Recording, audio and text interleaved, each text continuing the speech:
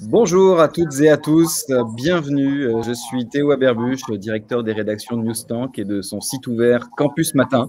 Je suis ravi de vous accueillir pour cette troisième matinée de Think Éducation et Recherche, édition 2021, édition en ligne, vous l'avez compris, vous vous en doutiez. Comme vous, nous nous adaptons et nous sommes ravis de vous accueillir nombreux chaque jour et sur chaque session. On se retrouve maintenant avec IAE France, le réseau IAE France, pour prolonger une session qui a eu lieu en présentiel, notamment en 2020 à l'ICP à Paris. Vous étiez là et on a discuté à l'époque de la place des composantes dans les universités, de la place des IAE sur leur territoire. Et c'est notamment ce sujet-là qu'on a défriché l'an dernier, qu'on va poursuivre cette année. Le réseau IAE France, d'ailleurs, travaille sur le sujet, puisqu'en avril, vous disposerez d'un état de l'art plus juridique de la place des IAE. Ça, c'est sous la houlette de Laurence Macaluso que les choses se bouclent en ce moment, si mes informations sont bonnes. Et aujourd'hui, l'enjeu est de voir dans un contexte nouveau, celui des établissements expérimentaux qui se créent, qui se sont créés, quelle place peuvent prendre les composantes dans toute leur diversité, pas uniquement les IAE, puis discuter aujourd'hui de marge de manœuvre, de relations entre le centre et les composantes, de subsidiarité, puisque le mot est compliqué à dire, mais à la mode, et puis en essayant de formuler des pistes, des propositions en la matière. S'agissant du déroulé, on a un programme assez complet, extrêmement intéressant, avec une grande variété d'intervenants que je vous présente dans un instant, découpé en séquences. On traitera des cas finalement, et à la fin de chaque séquence, il y aura des échanges entre mes intervenants. Et puis évidemment, vous, dans la salle virtuelle, je vous invite à nous questionner. Et puis, pourquoi pas d'ailleurs, dès maintenant, à vous présenter, à nous dire qui vous êtes et d'où vous nous écoutez. On sera ravis de ne pas se sentir seul. Et puis, on terminera donc la conférence avec une série de propositions. En tout cas, on invitera nos participants à en formuler, s'ils en ont. Et Hervé Penant, directeur de Toulouse School of Management, conclura. Donc, je vous laisse vous présenter tranquillement dans le chat pendant que moi-même, je vous introduis nos intervenants. Je vais les mettre à l'image. Voilà, vous allez les voir en petite vignette. Tout le monde est là. Alors, avec nous, je ne peux pas dire où ils sont parce qu'on n'a pas tous l'écran pareil, mais François Paquis, chez moi, il est à ma gauche. François, bonjour. Bonjour. Vous êtes DGS de l'université Clermont-Auvergne et merci d'être avec nous. On va voyager, mais pas tant que ça, à ma droite sur mon écran, Éric Lamarque. Bonjour Éric. Bonjour et merci de nous avoir rejoints. Merci de l'organisation. Éric Lamarque, président d'IAE France, donc co-organisateur de cette session et directeur de l'IAE de Paris, dont on parlera tout à l'heure. Retournons à Clermont-Auvergne avec Damien Talbot. Bonjour, merci pour l'invitation. Bonjour Damien, vous êtes directeur de l'IAE Clermont-Auvergne. Ensemble, nous faisons donc du présentiel et du distanciel à Montpellier. Anne Loubès et Philippe Auger. Bonjour. Bonjour. Effectivement, nous sommes ensemble, témoignant donc déjà des visus, que nous avons des bonnes relations. Anne. Bonjour à tous. Voilà. Je suis ravie d'être là avec Philippe Auger, le président de mon université. Voilà, donc vous êtes, je crois, à l'IAE de Montpellier et effectivement Philippe Auger, président de l'université, et Anne Loubès, directrice de l'IAE. Merci à vous d'être là. Je continue mon tour avec Christine Nolleduc. Bonjour Christine. Bonjour, Christine Leduc, donc présidente de l'Université Paris 1 Panthéon-Sorbonne. Et même si je ne suis pas dans la même salle que Éric Lamarque, nous entendons parfaitement bien et nous nous coordonnons parfaitement bien. Merci à vous d'être avec nous. Vous êtes la nouvelle présidente de l'université et on sera donc extrêmement intéressé de connaître un peu vos vues sur le sujet. Et je termine, je pense. Alors, j'avais cité Hervé Penant, mais je ne vous ai pas salué, Hervé. Alors, je vous salue, Hervé Penant, du côté de Toulouse. Oui, merci pour l'invitation et bonjour à tous. Vous allez un peu nous aider finalement à synthétiser les choses à la fin de la conférence et ce n'est pas une mince affaire. Merci d'être avec nous Hervé. Et donc je le disais, j'en termine avec vous Michel Mudry. Bonjour Michel. Bien, bonjour, je suis très heureux d'être là. Écoutez, je suis ancien président de l'Université d'Orléans, mais je m'empresse d'ajouter que j'ai été ancien directeur pendant 10 ans d'une école interne à l'Université d'Orléans avant d'en être le président. Donc j'ai été les deux Montpelliérains, j'ai été l'un et l'autre successivement d'une certaine manière. Et donc je suis très heureux d'être là. Je suis aussi associé fondateur au cabinet conseil IterConsult, voilà pour la publicité, mais c'est un cabinet qui s'occupe évidemment d'enseignement supérieur avec quelques collègues, d'ailleurs anciens patrons d'établissement. Voilà, je crois que j'ai le redoutable honneur de commencer, mais je ne commence pas tout de suite. Absolument, Michel, mais c'est bien aussi pour un travail que vous avez mené l'année dernière qu'on vous a invité. Alors, effectivement, avec vos différentes casquettes aussi, mais là, vous allez nous éclairer un petit peu sur la place, non pas des IAE, hein, encore une fois, on n'est pas sur une conférence qui se limite à la place des IAE, même si on en parlera beaucoup. Vous avez travaillé sur la place des écoles d'ingénieurs au sein des nouveaux établissements expérimentaux, une note, un rapport que vous avez réalisé à la demande de la CDFI. D'ailleurs, je vais partager avec nos participants, avec notre public, un lien qui permettra d'y accéder. Et donc, vous allez en quelques minutes nous aider un peu à y voir clair avec ces écoles d'ingénieurs dans toute leur diversité, la manière dont elles ont pris leur place dans des grandes universités qui se sont constituées sur la base de cette ordonnance de 2018 qui a permis de créer ces établissements expérimentaux. Michel, je vous cède la scène. Merci. Bonjour à toutes et à tous, tous les participants que nous ne voyons pas.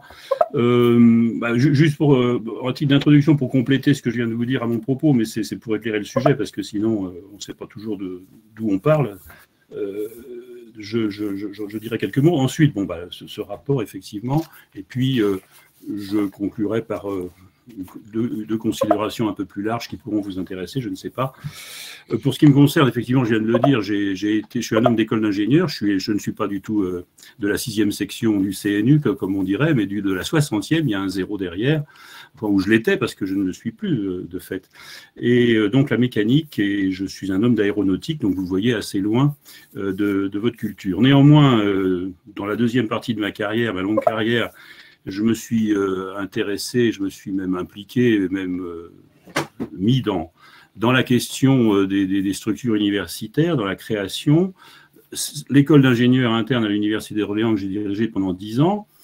Puis je suis devenu président de l'université de 97 à 2002, l'Université d'Orléans, qui défraie un peu la chronique malheureusement en ce moment, mais ça n'est que passager, j'espère.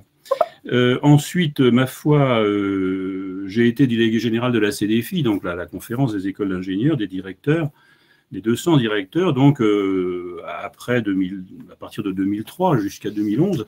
Voilà, donc à peu près le parcours, tout ça pour insister sur le fait qu'étant passé à la CPU, je salue particulièrement M. Paqui.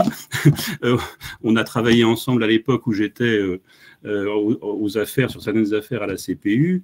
Donc, effectivement, j'ai un parcours un peu spécial, un peu hybride, comme on dit aujourd'hui, ou de marginal séquent, comme disent les sociologues. Alors, concernant les écoles d'ingénieurs, donc, c'est un autre éclairage. Je suis là pour apporter un autre éclairage par rapport aux IAE. Je rappelle qu'il y a un IAE, toujours, à l'Université d'Orléans, qui est une composante interne à une UER de droit commun, donc un statut particulier qui n'est, si j'ose dire, même pas une école interne ou un institut interne, qui n'est pas du L713-9 en quelque sorte, mais il s'est bien développé. J'avais des interrogations là-dessus, justement, sur les rapports à l'époque, quand j'étais président, surtout entre une école d'ingénieurs comme celle que je dirigeais encore, et puis ensuite, sous ma présidence, et cette IAE. Mais bon, ça, c'est une remarque en passant. La note a été effectivement réalisée à la demande de la CDFI à propos de l'ordonnance du 12 décembre 2018 qui porte, vous le savez, sur les rapprochements, recrutements et fusions avec la notion centrale d'établissement public expérimental, innovation législative possible par la constitution la réforme constitutionnelle de 2003. J'essaye d'aller vite. Alors, cette note, Théo vient de le dire, elle est disponible parce que c'est une note interne à la CDFI, c'est un rapport de 17 pages en fait, mais elle se veut aussi factuelle que possible, donc elle n'est pas politique, autant qu'il est possible, et elle ne donne pas d'orientation, de point de vue, je me suis abstenu de tout point de vue, d'autant plus qu'avec mon parcours, c'était éventuellement un peu difficile, parce que finalement, j'ai été dans pas mal avec quelques casquettes différentes. Et puis, cette note, ma foi, c'est le point de vue des écoles d'ingénieurs, certes, mais en fait, je me suis attaché, pour les mêmes raisons, à la cadrer large, si bien que la notion centrale, les deux notions centrales qui sont la notion d'établissement composante, variété juridique nouvelle, mais qui ne l'est pas tant que ça si on si on veut se regarder en arrière. Et puis deuxièmement, la gouvernance de ces établissements qui intéressent beaucoup et qui intéressent votre sujet, la gouvernance des établissements expérimentaux, gouvernance au sujet de laquelle on peut justement faire des expérimentations et bouger sans doute, enfin, en principe on peut bouger tant qu'on veut évidemment, entre la gouvernance des universités issues des lois Faure et Savary, on pourrait dire, ou même plus récemment, et puis la gouvernance notamment des écoles d'ingénieurs, ou de ses composantes internes, qui est une gouvernance qu'on peut qualifier d'un peu plus managériale, alors que l'autre est plus politique ou plus autogestionnaire, aussi, du fait des modes de désignation des responsables, si bien que, voilà, il y a là, évidemment, un thème intéressant dans le cadre de cette expérimentation. Alors, rapidement, vous verrez dans le document, il y a eu quand même 11 fusions. Alors, je parle des fusions, parce qu'il y a aussi des notions plus faibles de rapprochement et de regroupement, mais je parle des fusions, hein, ce qu'on appelle des fusions, qui n'en sont d'ailleurs pas tant que ça, du fait des établissements composantes, à mon avis. On avait, avant l'ordonnance de 2018, 11 fusions réalisées depuis 2009, l'emblématique fusion à Strasbourg, 11 fusions des universités et que dans quelques cas d'écoles, comme à Bordeaux. Et puis, après l'ordonnance, on a eu 10 fusions. Aujourd'hui, il y a 10 fusions, dont 9 relèvent de l'ordonnance, d'ailleurs, et une autre ne l'est pas vraiment. Mais 9 profitent de l'ordonnance, et donc il y a 9 EPE qui sont dans la nature. Et le but, c'était de les étudier, évidemment, du point de vue, encore une fois, de ce que j'ai raconté. Un chiffre simplement en passant, si je me limite à ces 10 fusions issues, enfin, oui, disons les 10, après l'ordonnance, on a là-dedans 38 établissements composantes, donc des établissements qui gardent la personnalité morale, mais qui sont baptisés quand même composantes du nouvel établissement expérimental. Donc une nouveauté en principe, mais pas tant que ça, je l'ai dit tout à l'heure. Donc sur les 38 établissements composantes, il y a 18 écoles d'ingénieurs.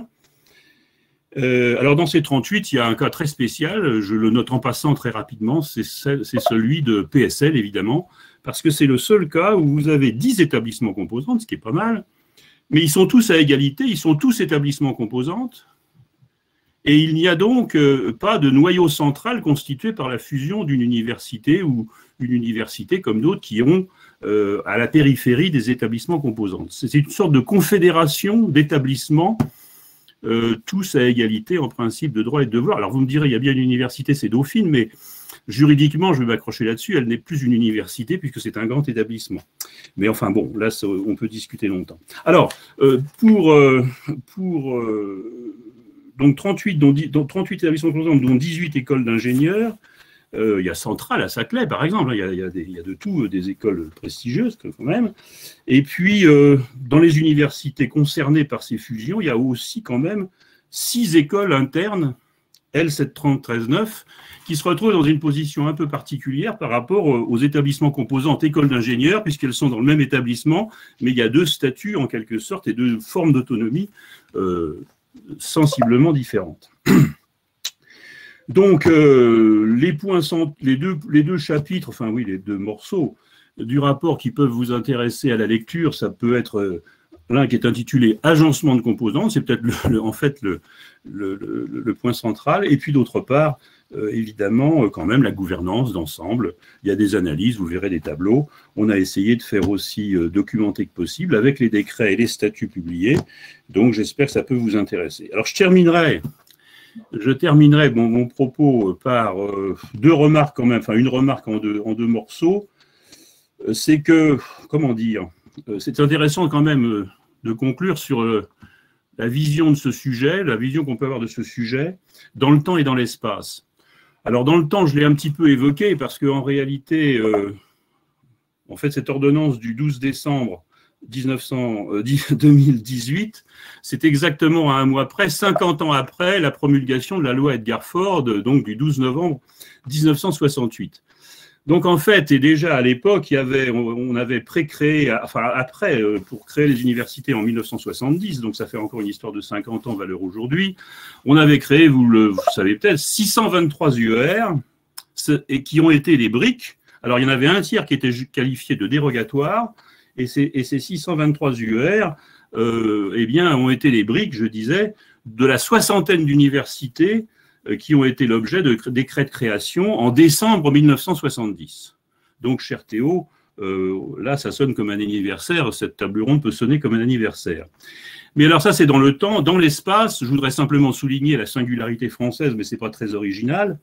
J'ai pas mal bourlingué depuis 25 ans dans les, comme on dit, à l'international, je ne sais pas ce que ça veut dire, mais notamment les pays de l'OCDE, la Chine et puis les USA, qui sont pour moi une vieille connaissance, mais pour des raisons de carrière aussi, sur lesquelles je n'insiste pas. Donc ce qui fait la singularité française dans le sujet, c'est quand même deux choses, me semble-t-il, et là je vais être un peu sentencieux, mais on pourra en discuter.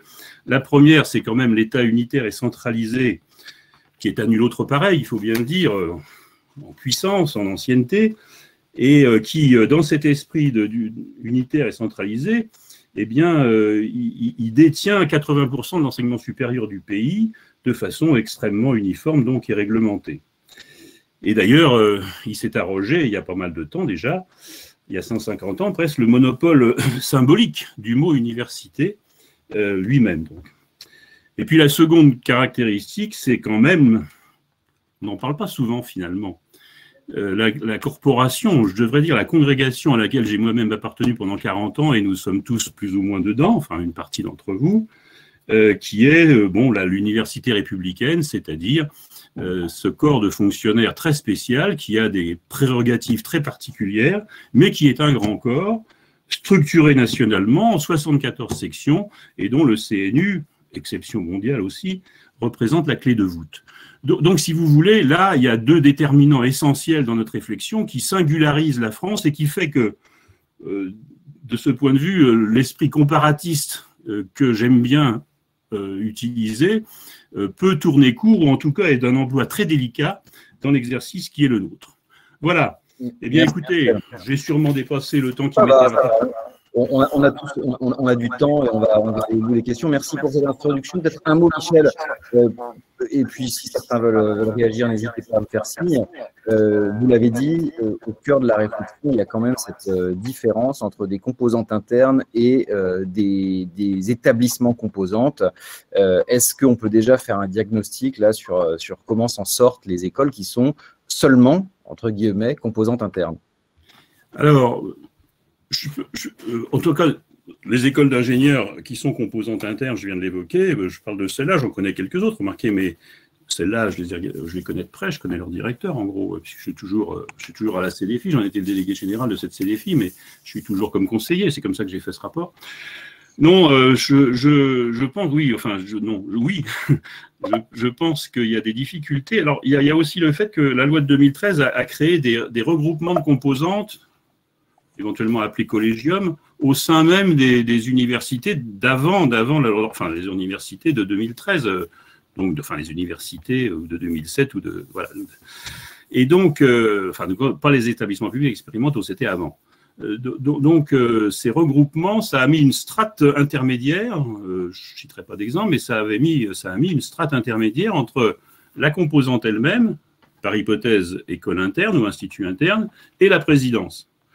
Alors les strates, la multiplication des strates intermédiaires, vous savez que c'est quand même pas, c'est pas à faire, sauf quand il y a une extrême impérieux. Et donc ça les a mis certainement en situation désagréable. Alors après, le fait, parce que puis de toute façon l'ensemble de l'établissement, on peut se poser la question sur son fonctionnement, et ça c'est une autre affaire.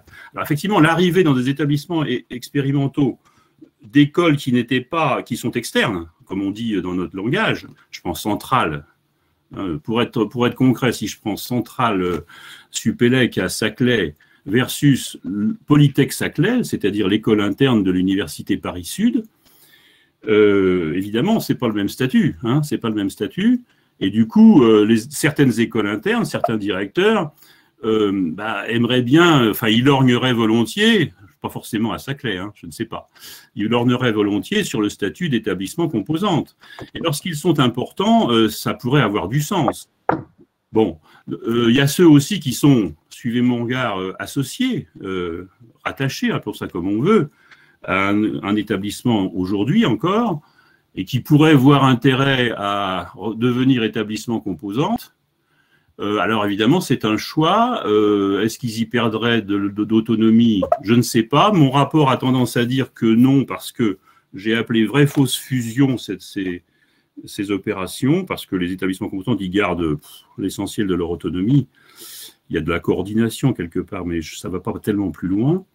Voilà, je sais ce que je peux dire. Un peu on va voir ce qu'en disent nos différents témoins, parce que je pense que là, on est au cœur déjà de notre sujet, et donc on va voyager un petit peu. Michel, merci de cette introduction. On va voyager en Auvergne, à Clermont, avec François Paquis et Damien Talbot.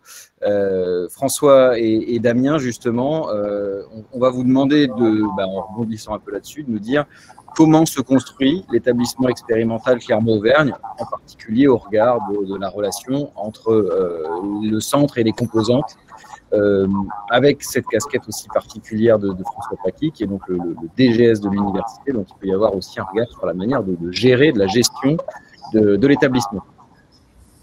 François, vous dites un peu. Oui, très bien.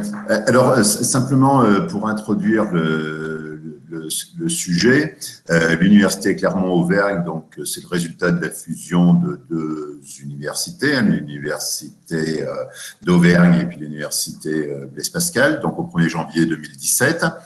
Et ce qui m'a frappé lorsque je suis arrivé dans cette université il y a 3 ans, c'était quand même l'extrême centralisation de toutes sortes de choses. J'ai en tête, par exemple, la direction des affaires générales, qui a été dissoute, mais qui gérait, y compris les mises à disposition de locaux des composantes, des 20 composantes, avec Damien s'en souvient sans doute, quelques bugs assez retentissants.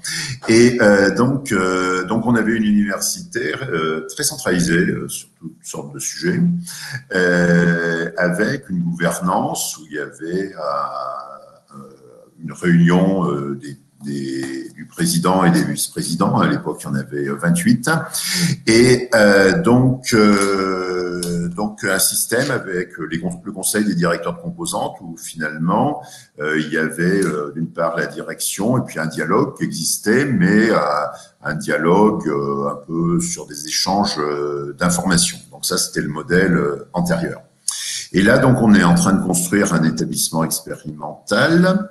Je dis on est en train de construire puisque le décret de création étant arrivé le 12 décembre, nos élections n'ont pas encore lieu. Elles vont avoir lieu fin février. Donc, le nouvel établissement va être véritablement en place au mois d'avril.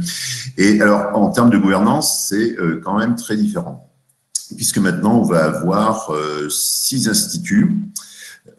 Qui sont des instituts qui auront une place forte, mais différenciée, puisque nos sous-instituts, il y a d'une part un institut national polytechnique qui est un établissement composant, donc qui a la personnalité morale et juridique, et qui regroupe 2 écoles d'ingénieurs internes et une école d'ingénieurs externe, Sigma, donc un INP qui a sa PMJ. On aura un autre institut qui est l'IUT, qui est le résultat de la fusion des 2 IUT préexistants, l'université l'IUT d'Allier et l'IUT de Clermont, Aurillac, Le Puy. Et puis 4 instituts, l'Institut droit, économie, management qui intègre l'IAE, avec l'école de droit et l'école d'économie, un institut lettres, sciences humaines et sociales qui, lui, a la particularité aussi d'intégrer un institut particulier, puisque c'est l'INSPE, avec toutes ses particularités juridiques, la nomination de directeur par le ministre de l'Éducation nationale notamment, et puis un institut santé avec les particularités des facultés de santé, que ce soit la médecine, la pharmacie ou l'odontologie. Et puis enfin, un institut des sciences. Et donc, la gouvernance va être très, très différente puisque l'université va être dirigée par un directoire. Donc, ce directoire, il y aura le président, les vice-présidents statutaires, donc ça va être 4 vice-présidents, le DGS, et puis les 6 directeurs d'instituts. Donc on voit qu'on change complètement de modèle parce qu'on passe d'une relation d'information entre la gouvernance de l'université et le conseil de directeurs de composantes à une gouvernance où les directeurs d'instituts sont intégrés dans l'exécutif de l'université. Donc ça, je crois que c'est quand même le changement de modèle essentiel, qui, cela dit, ne fait pas complètement le tour de la question sur les relations université-composantes, puisqu'à l'intérieur de ces instituts, on a des instituts ou des écoles qui ont des statuts particuliers, avec le droit de veto sur les nominations, l'ordonnateur secondaire de droit.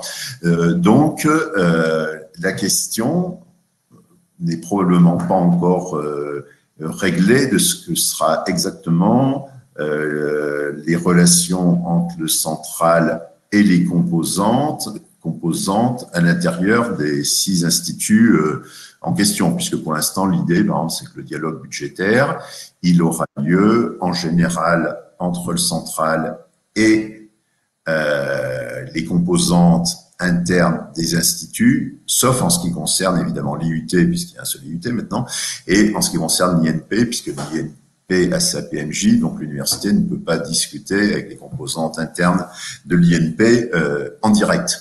Donc, François, on est un peu dans quelque chose de mixte où on rajoute la couche dont parlait Michel Mudry tout à l'heure, mais quand il s'agit de discuter des choses sérieuses, à savoir les moyens, ça va quand même se jouer avec les UFR, pour faire simple. Alors, c'est plus compliqué que ça, parce que sur le dialogue budgétaire, il est prévu que ça soit comme ça, mais en revanche, sur le dialogue RH, intégrant le lien enseignement-recherche, puisque je ne l'ai pas dit, mais dans les instituts, il y aura aussi les laboratoires de recherche qui sont présents, et dans la gouvernance même des instituts, on aura à la fois les directeurs de faculté ou d'UFR et les directeurs de laboratoire. Donc le dialogue RH, il va quand même se situer au niveau des instituts. Comment vous voyez, vous, en tant que DGS, cette gestion finalement de la diversité? Vous l'avez dit, alors évidemment, vous le faites à mots choisis, d'autant plus que, comme vous le disiez, vous êtes dans une université en élection. Donc, merci de tenter, à vous et à Damien, de prendre la parole dans un moment dont on sait que ce n'est pas toujours simple.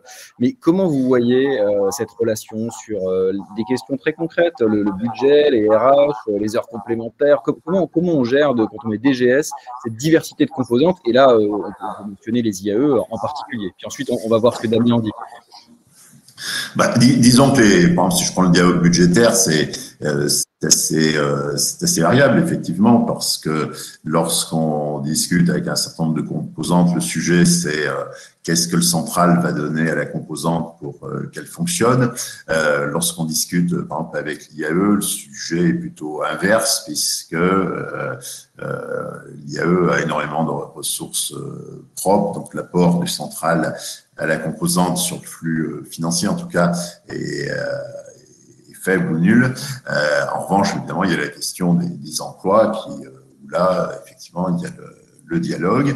Et là, justement, on est en train de mettre en place un dispositif d'allocation des ressources sur lequel on est en train de travailler. Damien Talbot, d'ailleurs, participe à la commission qui travaille là-dessus pour voir comment on peut instrumenter le dialogue RH. Mais c'est vrai que c'est assez différent. Et puis, c'est vrai que les établissements expérimentaux, ils ont la liberté de faire toutes sortes de choses, mais néanmoins, l'article L713-9 existe toujours. Donc, par exemple, il y a toujours le droit de veto sur les nominations dans les composantes qui relèvent de cet article 713-9. Merci François. Damien, votre perspective sur la situation à Clermont? Oui, merci Théo. on dialogue beaucoup avec François depuis de nombreuses années maintenant. Moi, j'ai entamé la direction de l'IAE au moment de la création de l'université en 2017 et avant, j'étais vice-président d'une des deux universités. J'ai préparé la fusion. Donc, ce qu'on arrive à faire, c'est un dialogue. Mais c'est vrai que, de mon point de vue, la structuration de l'établissement expérimental à travers la création d'un établissement composante est d'abord une grande chance pour Clermont. Parce que créer un INP, il y en a peu. Regrouper les écoles d'ingénieurs entre elles et les associer à l'université, c'est vraiment un atout considérable et c'est un objectif vraiment louable et que l'on cherche à atteindre. Et pour un IAE, s'adosser à une structuration d'école d'ingé, s'adosser à un INP, c'est une vraie possibilité, une vraie opportunité. Ceci dit, les difficultés sont là aussi. Vous l'avez compris, on est au milieu du gué. Hein. On est en période électorale, mais aussi au milieu institutionnel où ça fait 2-3 ans qu'avec l'équipe présidentielle dont fait partie François, nous dialoguons fréquemment sur la structuration de cet établissement expérimental, mais on ne l'a pas pratiqué. Hein, voilà. Moi, je vois 2 écueils, toutefois, qui sont devant nous et qui résultent de cette INP. Le premier, c'est l'incertitude dans laquelle nous rentrons, puisque on va être dans une phase où l'INP pourra sortir de la structuration actuelle de l'établissement expérimental sur une période, je dis ça de mémoire, entre 2 et 10 ans. Donc, ça peut être très long. Donc, il y a une incertitude majeure avec laquelle il va falloir composer et qui ne va pas aider toujours au dialogue, forcément. Le deuxième point, c'est que ça crée un déséquilibre institutionnel important. Le déséquilibre institutionnel vient aussi du fait que l'établissement composant, par exemple, sur le plan financier, vous le savez, perçoit directement de l'État sa dotation, ce qui ne sera pas le cas des autres instituts, dont le nôtre. Donc, pour contrecarrer ce déséquilibre important, la solution UCA, Université Clermont-Auvergne, c'est ce qu'a signifié François, consiste à créer des instituts, ce qui, au passage, et on le comprend bien, permet de résoudre ou de diminuer les coûts de coordination entre un central et les composantes labo qui sont au nombre peu ou prou de 80 pour notre université. Et on entend bien que pour un président et ses équipes, c'est quand même assez compliqué de dialoguer avec 80 interlocuteurs différents. Donc, les instituts ont été créés avec clairement de longues périodes de dialogue, ce qui est une des caractéristiques de notre université. On prend le temps, parfois, de se hâter lentement pour dialoguer et mettre les difficultés sur la table. Les instituts sont une réponse, mais elles ont la particularité de rajouter une strate entre un directeur de composante et le président. Jusqu'alors, le dialogue de gestion se faisait directement, par exemple, sur le plan RH et financier, avec le président. L'arrivée d'un directeur d'institut, s'il est intégré au directoire, est un avantage, puisqu'on fait monter, d'une certaine façon, les composantes au plus près de la stratégie, ça c'est intéressant.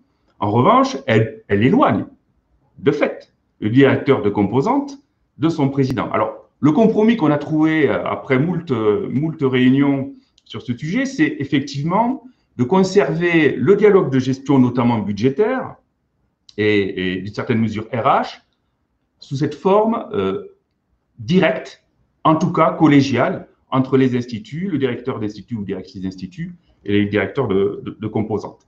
Ça, c'est le premier point. Moi, j'y suis extrêmement attaché. Pourquoi ? Parce que les instituts ne doivent pas redevenir, de mon point de vue, des super UFR. Voilà. On les a connus, ce n'est pas l'objectif. Pour l'institut qui concerne l'IAE Clermont-Auvergne, DEM, droit, économie, gestion, nous avons des environnements, des écosystèmes extrêmement variés. L'IAE est en concurrence. Nous avons un concurrent local, directement. D'un point de vue budgétaire, l'IAE est le contributeur net pour l'université, de façon très importante. Le dialogue budgétaire avec l'IAE ne peut pas se mener de la même façon qu'il doit se mener avec une composante qui a des ressources propres qui sont moindres. Donc, ce sont des particularités qu'il faut impérativement conserver et ne pas noyer, j'insiste beaucoup, dans un institut et dans lequel le doyen ou le directeur de compo deviendrait un sous-directeur d'un directeur d'institut. Voilà, ça me semble absolument important. C'est-à-dire que la notion de subsidiarité, elle doit être réelle, mais elle doit consister à le central se décompose en institut Et des décisions prises centralement aujourd'hui, et trop centralement, François l'a indiqué, il a donné un très bon exemple, doivent être prises au niveau de l'Institut, mais il ne s'agit pas à l'inverse de noyer les composantes entre elles et d'essayer de limiter l'effet d'interface institutionnelle que l'on rajoute, parce qu'on crée une distance, on remet de la bureaucratie, forcément. Donc, c'est là-dessus, François Paquis. Ah, vous avez votre micro qui est coupé, ce qui est une très bonne pratique pour qu'on s'entende bien, mais pour vous entendre, eh ben, simplement, je pense que la situation en réalité est très variable selon les instituts. Si je prends l'Institut des sciences, dans les discussions, j'ai pas eu le sentiment qu'il y avait beaucoup d'obstacles à recentraliser beaucoup de choses au niveau de l'Institut des sciences, mais il est vrai qu'à l'Université Blaise Pascal, il y avait une faculté des sciences qui a été décomposée en 4 ou 5 UFR au moment de la fusion, donc il y avait aussi des habitudes de travail en commun. Et il y a par exemple une structuration autour d'un pôle administratif commun qui regroupe les UFR. Donc, par exemple, au sein de l'Institut des sciences, il y a déjà une administration commune qui était commune déjà aux 4 ou 5 UFR concernés. Alors évidemment, sur l'Institut de droit, économie, management, on est dans une logique complètement différente, puisque là, on a des structures complexes qui ne sont pas sur les mêmes champs. Mais si je prends l'exemple de l'Institut de droit, économie, management, aujourd'hui, on a un sujet qui fonctionne pas très bien, qui est la licence commune de droit, économie, management, gestion plutôt, qui aujourd'hui fonctionne très mal parce que elle est co-dirigée par trois facultés, et on espère que lorsqu'il y aura l'institut, il y aura le directeur d'institut qui pilotera cette affaire et que ça progressera. Donc on voit bien que dans la subsidiarité, il y a aussi des logiques de déconcentration du central vers les instituts ou vers les composantes qui composent les instituts, mais aussi des niveaux de gestion au niveau de l'institut qui seront plus rationnels que des licences communes, par exemple aujourd'hui, entre 3 facultés. Merci François. Alors je me tourne vers les autres participants. On va tout à l'heure parler dans quelques minutes du cas de Montpellier. Mais à ce stade-là, est-ce que l'un d'entre vous veut peut-être poser une question ou réagir à ce qui a été dit sur le cas clermontois? Michel Mudry. Rallumez votre micro, Michel. Pareil, on coupe les micros quand on… Juste voilà. Une question plutôt à Damien Talbot et indirectement à François Paquis. Qu'est-ce que vous pensez du modèle grenoblois? Et là, ça s'adresse à Damien Talbot, où l'IAE fait partie de l'INP, lequel INP, évidemment, quelque part préexistait, puisque c'était Grenoble-INP, c'était déjà un établissement public rattaché, enfin, disons, assimilé à une université, mais qui n'était fait que d'écoles d'ingénieurs, et c'est évidemment un grand établissement important qui a évolué. Or, ils ont fait un institut d'ingénierie et de management, qui est un établissement composant de Grenoble-Alpes, et qui contient l'ancien, et donc les écoles, la demi-douzaine d'écoles de l'INP, de Grenoble-INP, Polytech Grenoble, qui était dans Joseph Fourier, et ça c'est un peu comparable à ce qui se passe à Clermont, là, en l'espèce, mais en plus l'IAE de Grenoble. Effectivement, c'est un cas qu'on avait d'ailleurs étudié l'année dernière dans notre réunion, et ça peut être… Alors, est-ce que ce modèle grenoblois, ma question c'est, est-ce que ce modèle grenoblois vous tente ou pas, et pourquoi? Alors, merci Michel. Effectivement, un IAE, du point de vue de son écosystème, il ressemble assez à une école d'ingénieurs. Hein. Ça, c'est le premier point. C'est-à-dire qu'il y a une forme de concurrence, une forme statutaire aussi. Il y a une proximité, je dirais aussi, en termes de formation à construire et à développer. Par exemple, sur des formations d'ingénieurs-managers, hein, pour lesquelles il faut se développer. Et de fait, nous sommes déjà très proches des écoles d'ingénieurs de l'INP. Nous faisons partie du premier cercle des partenaires. Ceci dit, il y a une difficulté qu'il ne faut pas occulter. qui est que nous avons un concurrent localement. Hein. Et la création d'un établissement expérimental pose la question, lorsque une université a un IAE fort, comme c'est le cas à Clermont, du lien qui existe déjà avec une école consulaire.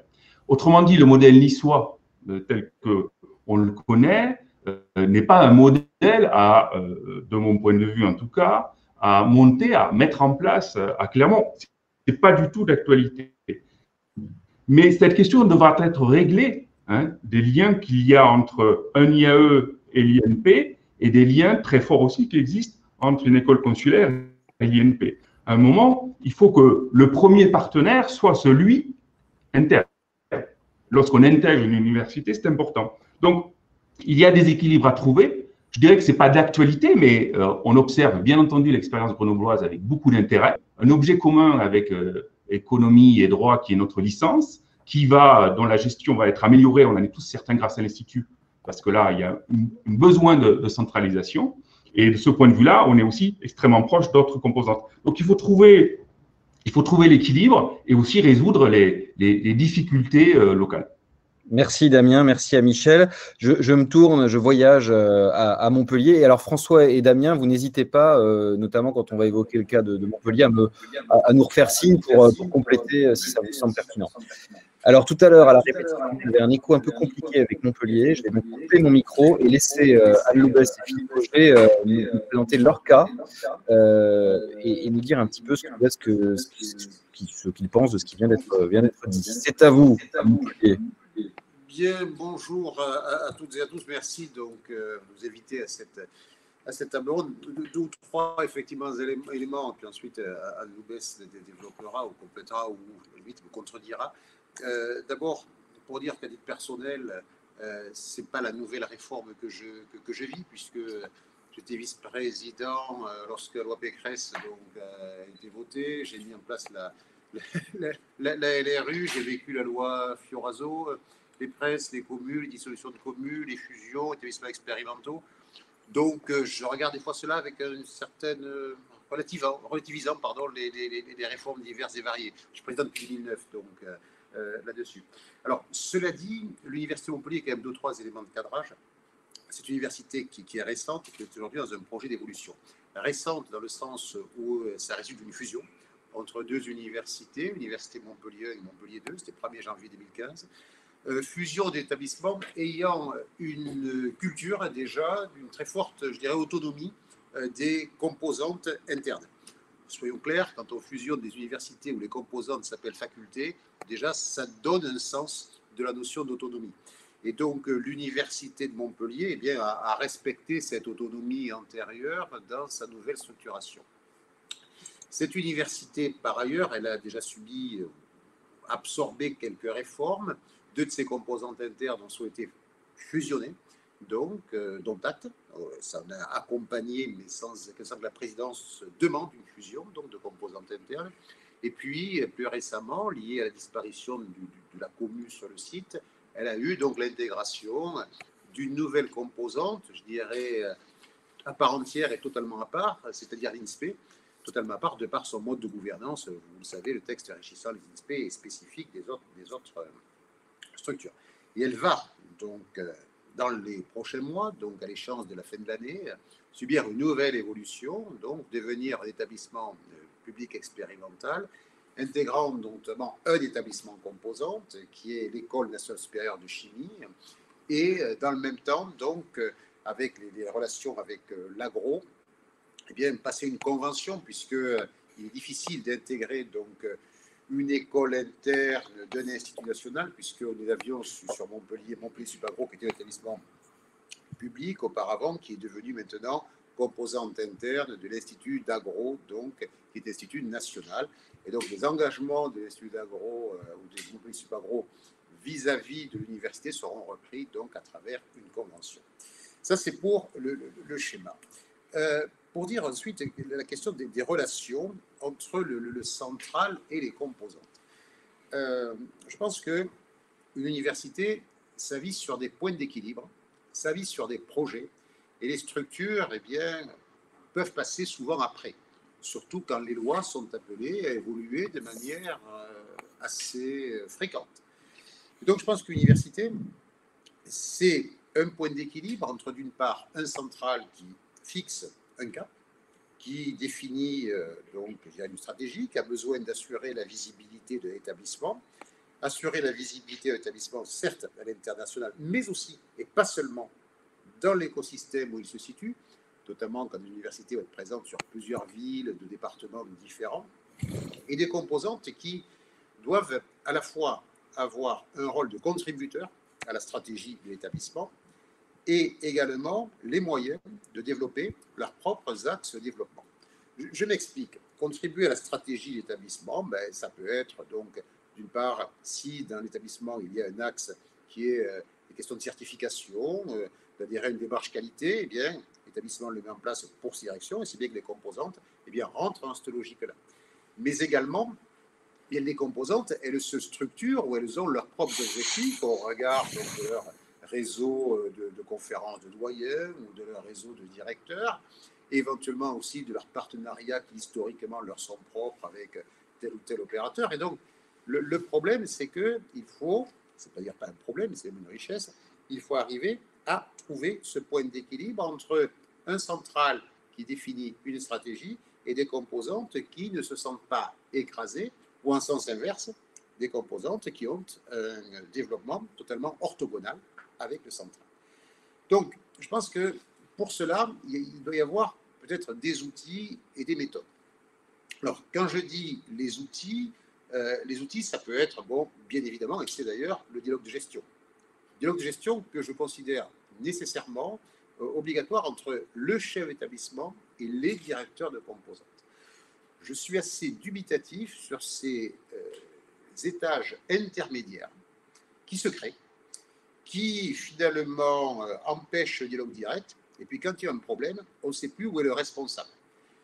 Donc là, le dialogue de gestion, moi, même dans l'évolution donc, vers l'établissement expérimental, mon souhait, et je pense qu'on va y arriver, parce que le directeur de composante semble favorable à cela, c'est que cela soit maintenu. Deuxième élément, comme outil, ce sont les contrats d'objectifs et de moyens. Aujourd'hui, ces contrats d'objectifs et de moyens sont obligatoires pour les écoles internes et pour les IUT. Alors, je l'entends bien, c'est plus un contrat d'objectifs qu'un contrat de moyens. Bien évidemment, quand vous avez le gâteau qui augmente très peu, ben, les moyens, on fait avec ce qu'on a. Néanmoins, ces contrats d'objectifs et de moyens, on a souhaité les généraliser au niveau de l'Université de Montpellier à toutes les UFR, écoles et instituts. Alors, on l'a fait pas immédiatement après la fusion, ça prend du temps parce qu'il faut stabiliser des données, notamment, il faut qu'on discute de toutes les problématiques immobilières, effectifs étudiants, budget, personnel. Donc, ça veut dire un gros travail de stabilisation donc, des données. Et ensuite, eh bien, ces contrats d'objectifs de moyens permettent, d'une part, de voir comment la composante rentre dans la stratégie d'établissement et quelles sont les priorités que la composante veut se donner. Est-ce qu'elle veut faire de la professionnalisation? Est-ce qu'elle veut, donc, comme notamment à l'IAE, avoir ou développer des partenariats internationaux, éventuellement des ouvertures de formations spécifiques et autres? Ça, je dirais que ce n'est pas que de l'apparence, même si je suis bien conscient que la question de la notion de moyen est forcément limitée, ça peut quand même avoir un élément, comment la composante va driver ses ressources propres sur tel ou tel de ses objectifs, quel est aussi le niveau finalement auquel la composante contribue à la politique de l'établissement, puisque il ne faut pas oublier quand même que les composantes fonctionnent avec du personnel fonctionnaire, donc payé par l'établissement. Donc ça, c'est un élément. Également, d'autres éléments au niveau de la gouvernance, j'y reviens, c'est un conseil de directeurs de composantes qui soit effectif. Ils sont effectifs dans la réunion aujourd'hui. Je le vois, puisque nous, le conseil directeur de composantes, prévu donc par la loi, c'est les directeurs des UFR et instituts, plus les directeurs des départements scientifiques, puisque la recherche est structurée donc, par communauté scientifique. Mais ça pose un problème. Le problème, c'est qu'il y a beaucoup de monde, et donc c'est surtout de l'information descendante. Et donc là, c'est peut-être un des éléments de la crise Covid, c'est que ça m'a amené à développer autre chose. C'était le conseil des directeurs du UFR, d'écoles et d'instituts. Et là, on se réunit tous les 15 jours. C'est avec un petit ordre du jour, mais surtout, c'est de l'idée du terrain et des informations descendantes, et qu'est-ce qui remonte du terrain. Et je pense que ça a développé. Et donc, on avait déjà anticipé cette logique-là, de voir comment on pouvait structurer mieux le dialogue donc, entre directeurs de composantes et centrales. Et aujourd'hui, dans le projet établissement expérimental que nous aurons à finaliser, donc, puisque le passage donc, à établissement expérimental, c'est la fin de l'année de 2022, tout le monde s'attend, donc je vais sortir dans quelques temps dans les propositions, à ce qu'effectivement, on instaure spécifiquement le conseil des directeurs d'UFR, d'écoles et instituts, donc intégrant bien évidemment les 16 directeurs de composantes, mais intégrant également donc, le directeur de l'établissement composante, donc, que nous aurons ici donc l'occasion, je dirais, de faire adhérer ou d'intégrer dans le futur établissement. Philippe Auger, juste vous faire réagir à quelque chose qu'a écrit tout à l'heure Bernard Belloc, que je salue, et qui est dans le public, qui pointait la faiblesse du dialogue entre université et composante, un dialogue voilà, historique, enfin qui l'étonnait, souvent faible. Est-ce que vous nous avez rappelé que vous avez quand même un certain historique sur la question, vous avez vu justement ce sujet évoluer? Est-ce qu'aujourd'hui un président ou les présidents, on peut généraliser un peu, parlent davantage à leurs composantes, ou est-ce qu'on est sur quelque chose qui ne bouge pas beaucoup? Remettez bien le micro parce que vous l'avez coupé, parce qu'effectivement quand on se parle, on a un petit écho entre Paris et Montpellier. Donc c'est bien de le couper quand je pose les questions, mais il faut absolument le rallumer quand vous... Voilà. Oui, alors je ne sais pas ce qui se passe ailleurs, mais je veux dire qu'effectivement sur le site de Montpellier, j'ai vu que ça s'améliorait. Même quand j'étais président de l'UME ou que j'avais moins de composantes, j'avais moins tendance aussi, parce que bon, on avait été au courant des problèmes, peut-être par d'autres voies, et notamment par le DGS, moins ce dialogue. Aujourd'hui, notamment, plus l'université est grande, plus on a besoin de points d'étape, de points en relais, donc nécessaires à intervalles réguliers avec les directeurs de composantes. L'idée d'une réunion qui dure ce qu'elle dure, ce n'est pas des matinées complètes, parce que là aussi, on se donne 1h30 tous les 15 jours donc, pour échanger. Je pense que ça, c'est une nécessité. Il ne faut pas voir les directeurs, alors ce n'est pas de la démagogie, ce que je dis, je n'ai jamais été directeur de composantes avant. Il ne faut pas voir les directeurs de composantes, même lorsqu'elles s'appellent facultés, comme des chefs d'une baronnie ou des contre-pouvoirs. Il faut les voir aussi dans un contexte difficile, parce que le contexte il peut être difficile aujourd'hui pour le Covid, mais difficile aussi lorsqu'on doit éventuellement déplacer une campagne d'emploi, lorsqu'on doit donc être confronté à des choix budgétaires et autres. Il faut voir les directeurs de composantes comme étant des relais de la présidence sur le terrain. Et donc les directeurs de composantes ont un rôle donc de transmission, de valorisation de la politique de l'établissement. Ça, c'est plus l'université est grande, et encore plus quand elle est implantée sur des sites différents, il faut formellement s'appuyer sur les directeurs, donc sur les directeurs de composantes. Ça, c'est une nécessité ici.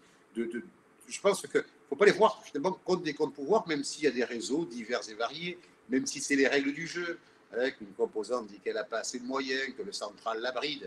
On sait tous, finalement, les équilibres, on gère tous la pénurie aussi. Voilà. Après, il faut lui donner aussi du souffle. Du souffle, alors ce qu'on a fait, le choix qu'on a fait, alors vous allez me dire peut-être, on me critique de ne pas assez piloter en centrale. C'est que la question de l'offre de formation, elle est discutée donc au niveau du central qui vote finalement une enveloppe, et ensuite les composantes, eh bien, doivent s'articuler, doivent articuler elles-mêmes ce qu'elles souhaitent prioriser. Et quelques lignes directrices. La question des droits d'inscription, les fameux droits d'inscription des diplômes nationaux, on a fait le choix de les laisser, en licence master, donc aux composantes, et non pas les garder en centrale pour ensuite les verser dans la dotation. Donc ça montre comme ça que la composante voit bien aussi ce que nous pouvons percevoir et les moyens qui lui sont dévolus. Alors, voilà, moi je ne vais pas être plus long, mais je pense on doit vivre donc sur des équilibres. Merci Philippe Auger. Voilà, on va vous laisser remettre votre masque et enlever le sien. C'est bien elle, on vérifie. Anne, à vous de nous donner votre témoignage. Oui, donc c'est bien moi. Donc témoignage de directrice de composante. J'ai été élue il y a à peu près 4 ans, parce que 4 ans et demi à la direction de l'IAE. Effectivement, j'ai découvert un autre environnement, un univers que je ne connaissais pas, puisque j'étais enseignant-chercheur dans cet institut, mais je ne connaissais pas en fait le pilotage d'un IAE, et c'est avec plaisir que j'ai découvert ce qui se cachait derrière cette porte-là. Il se cachait effectivement des services centraux avec un président qui vient de s'exprimer, et une fusion qui venait juste de se produire. Et donc j'ai pu très tôt comprendre combien en fait un directeur de composante pouvait avoir des visions, pouvait avoir son autonomie et ses orientations pour sa composante. Donc ça a été une découverte assez agréable, hein, de pouvoir avoir finalement cette construction d'une proximité qui s'est établie assez rapidement avec mon président, cette capacité à pouvoir dialoguer dans les systèmes conçus pour le dialogue, mais aussi en dehors des systèmes conçus pour le dialogue, avec une forme d'ajustement mutuel qui permet finalement d'aller assez vite, d'y voir clair et de pouvoir orienter ce qui se passe dans nos composantes. Le rôle d'un directeur de composante est central. Comme cela a été dit, on est finalement dans les centres opérationnels, pour reprendre une terminologie qu'on connaît bien en gestion. On est des acteurs relais, on est des courroies de transmission entre nos missions et puis notre président, les services centraux qui doivent être là aussi pour nous accompagner. Notre rôle, il est évidemment d'avoir une vision au jour le jour, de pouvoir gérer un certain nombre de contraintes, de difficultés liées aux situations de crise qu'on connaît actuellement, et aussi d'avoir une vision pour le futur. Et il est évident qu'avec ces nouveaux outils dont Philippe Auger a parlé, on a un cadre en fait, qui nous permet d'affiner notre vision des orientations stratégiques, et notamment avec cette expérimentation autour du contrat objectif moyen. Je crois qu'on a été les premiers à signer ce contrat objectif moyen. On a pu petit à petit progresser dans nos approches de l'offre de formation, nos relations avec nos partenaires, à la fois au niveau national, international et aussi territorial. Je souhaite souligner que ce qui est important, et c'est ces marges de manœuvre qu'on nous laisse avec notre identité, notre philosophie. L'IAE Montpellier, c'est une ouverture sur les formations scientifiques et technologiques, avec peut-être notre marque de fabrique autour de la double compétence. Donc avec cette capacité qu'on a là actuellement à pouvoir sur notre petit écosystème du campus Triolet qui est en rénovation, et c'est un plaisir de le voir en rénovation, mais encore un peu trop vide, hein, bien sûr, et pas rempli d'étudiants comme on aime le voir, de pouvoir nous rapprocher à la fois de l'école polytechnique, Polytech, pardon, et également de nous rapprocher de la fac de sciences, de façon à construire et à réfléchir avec eux sur une offre de formation qui peut, notamment avec la fac de sciences, qui va déboucher avec une accréditation de diplôme, une ouverture de diplômes qui sont co-construits dans le cadre de la double compétence avec le doyen, le directeur de la fac de sciences, donc, et son équipe bien sûr. Donc cette faculté qu'on a, elle est essentielle. Alors Philippe Auger a précisé le cap pour 2022, cet établissement expérimental, avec évidemment pour nous des incertitudes et quelque part par moment des questionnements forts sur les attentes de ce qu'on doit faire, ce sur quoi on doit travailler, et notamment sur ce que disait Damien. Merci Damien pour ton témoignage. Sur les structures intermédiaires, les niveaux intermédiaires, et pour vous, effectivement, cet institut éco, gestion et droit qui vous regroupe, qui met en quelque sorte une strate supplémentaire entre les composantes et la présidence et les services centraux. À Montpellier, on a quelque part un peu peur de ça.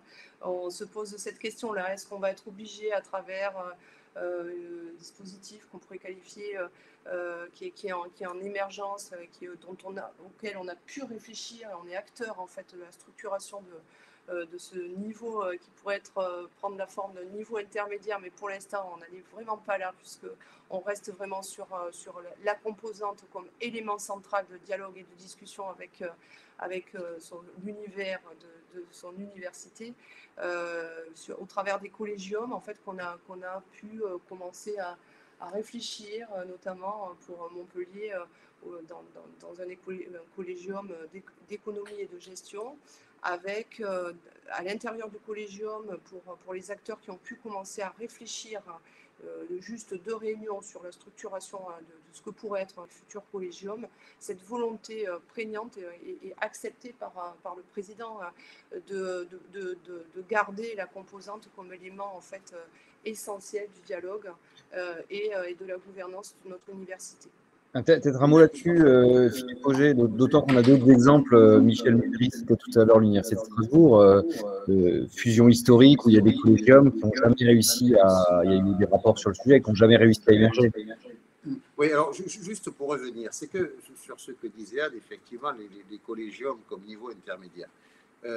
Qu'il y ait une structuration de collégium pour présenter une offre de formation, tout à fait, pour éventuellement gérer, pourquoi pas, des UE ou quelques modules qui sont transversaux, ok. Ce qu'il y a quand même, c'est qu'il ne faut pas oublier qu'aujourd'hui, on est aussi dans une logique de marque. Logique de marque, logique de label. Ce qu'il y a, on est recherché, on est attendu aujourd'hui au niveau international, et même au niveau national aussi, sur les marques universitaires. C'est vrai que ce qui est visible international, on parle université 2. Simplement, il ne faut pas oublier quelque chose. C'est que on n'est pas vu qu'à l'international. On est vu aussi par les parents, on est vu aussi par les étudiants, on est vu aussi par les chefs d'entreprise qui connaissent les universités, mais qui connaissent aussi, alors que Anne ne me veuille pas ou qu'Éric Lamarque ne me veuille pas, connaissent aussi nos sous-marques, ou nos marques internes, ou nos autres labels. C'est-à-dire que, quelle que soit la structuration, moi je demande aux composantes d'adhérer à Université de Montpellier comme étendard. Signature des publications, tous les documents doivent faire apparaître Université de Montpellier. Les collègues doivent marquer Université de Montpellier. Mais je ne veux pas casser le label. Alors, ce n'est pas parce que je suis devant l'IAE que je dis. Alors, je prends un autre label. Je ne veux pas casser le label Polytech, qui est une école d'ingénieurs, ou, je veux dire, qui contribue à la force de l'université en termes d'insertion professionnelle, production de ces enseignants-chercheurs dans les différentes UNR. Il faut faire attention aujourd'hui que en restructurant, donc, en asseyant, et c'est nécessaire, la visibilité des universités, on ne casse pas les autres éléments de visibilité qui sont des repères pour une partie de nos usagers, de nos publics ou de nos partenaires. Je pense que c'est le défi majeur. Il y a le défi de la fluidité entre le haut et le bas, le dialogue direct, mais il y a le défi d'asseoir l'identité de l'université, la visibilité de l'université et également la visibilité de ce qui est connu historiquement par des réseaux, par des questions de professionnalisation, très souvent d'ailleurs, sur le territoire.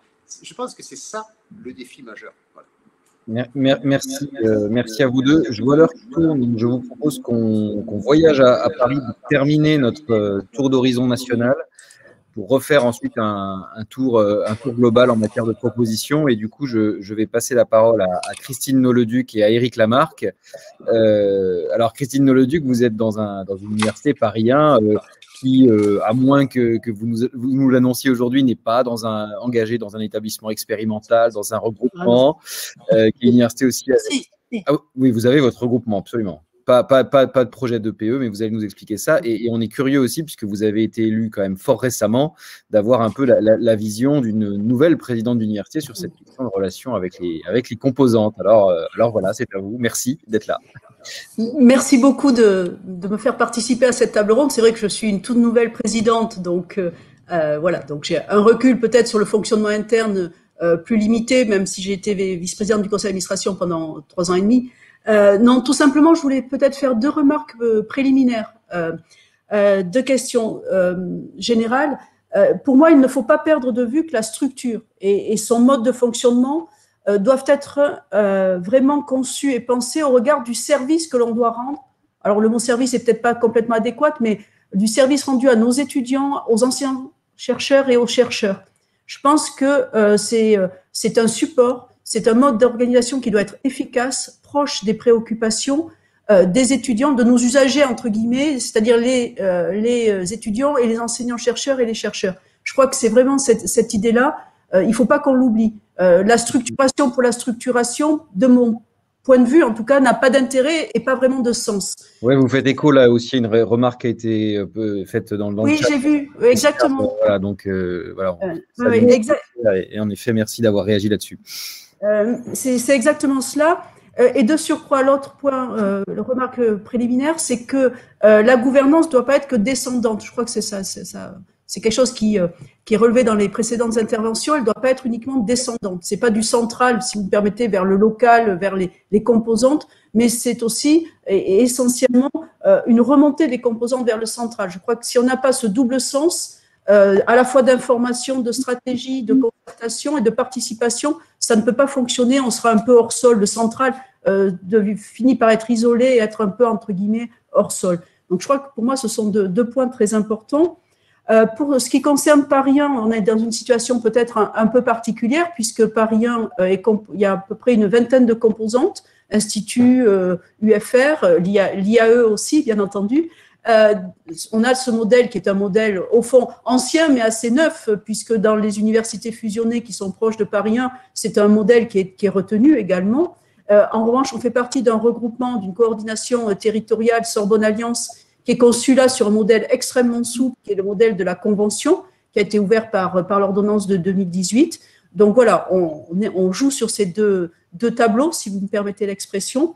Alors en ce qui concerne notre fonctionnement interne, on est vraiment attaché à la subsidiarité au bon sens. C'est-à-dire que, je crois qu'on retrouve cette remarque dans les interventions précédentes, il faut qu'il y ait un pilotage central basé vraiment sur la stratégie avec les composantes. Une stratégie globale, une coordination. Donc, ça veut dire, bien entendu, qu'il y a des éléments de contrôle, de pilotage financier, de pilotage RH au niveau central, de stratégie, notamment pour les relations internationales aussi, et la visibilité de l'université au niveau national, mais aussi au niveau international. Donc, ça, c'est particulièrement important. Néanmoins, bien entendu, je crois qu'on ne peut fonctionner qu'avec des composantes qui ont une autonomie, avec une déconcentration aussi, pour pas scléroser le fonctionnement. Alors, nous n'avons pas du tout fait le choix de strates intermédiaires, c'est-à-dire qu'il y a un rapport direct entre le central, l'université, les équipes de la présidence et les services centraux et nos UFR. Il n'y a pas de collégium, il n'y a pas d'institut intermédiaire qui regrouperait des composantes. C'est un fonctionnement direct qui a été fait. Bon, c'est un choix que moi je compte maintenir parce que je suis pas favorable aux strates intermédiaires. Je pense que ça rajoute des étapes, ça rajoute des procédures, et nos collègues, notamment anciens chercheurs, sont souvent assez allergiques à cette multiplication des procédures, et parfois je les comprends.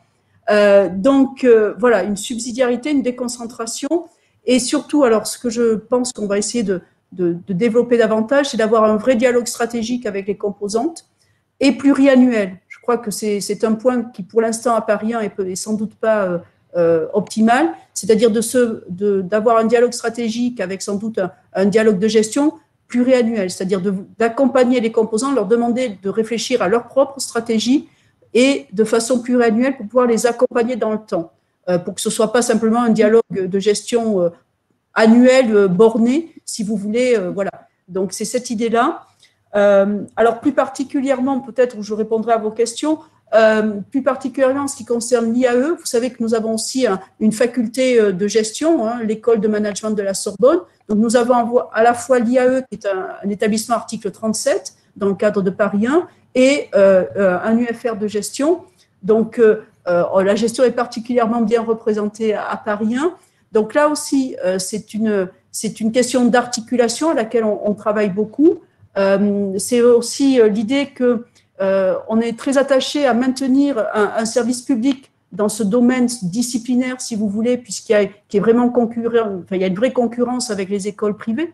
Donc, je crois que voilà, on est extrêmement attaché à maintenir des formations en gestion qui soient de très grande qualité et qui soient ouvertes aux étudiants aussi, c'est-à-dire avec un coût qui n'est pas, pour le dire assez directement, qui n'est pas celui des écoles privées, tout en ayant bien entendu une formation d'excellence. Donc on s'appuie à la fois sur l'IAE, sur l'UFR de gestion, avec des modes de collaboration interne entre ces deux composantes, à la fois dans le cadre de l'école doctorale, dans le cadre d'un GIS aussi en matière de recherche, puisqu'on n'a pas évoqué ces aspects-là.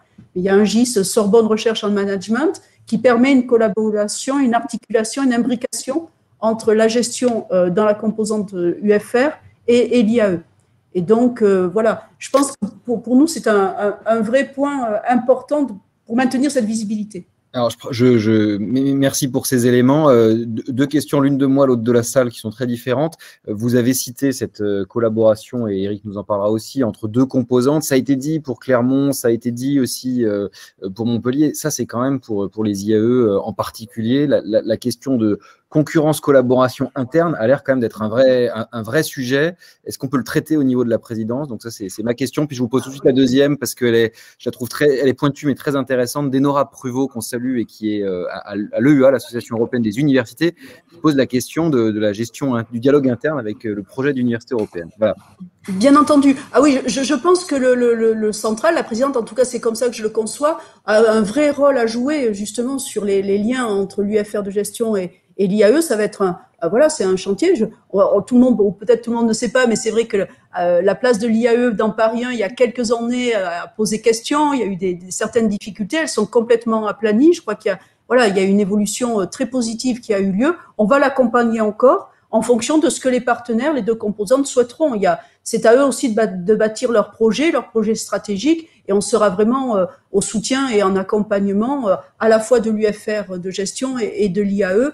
Ça va prendre du temps, on va voir, on va discuter. Je pense qu'on arrivera à trouver des solutions importantes parce que notamment à Paris, sur la question des écoles de gestion, on a la place est très concurrentielle, et je crois que je suis vraiment extrêmement attachée au fait qu'on maintienne dans la sphère publique, des formations de très grande qualité.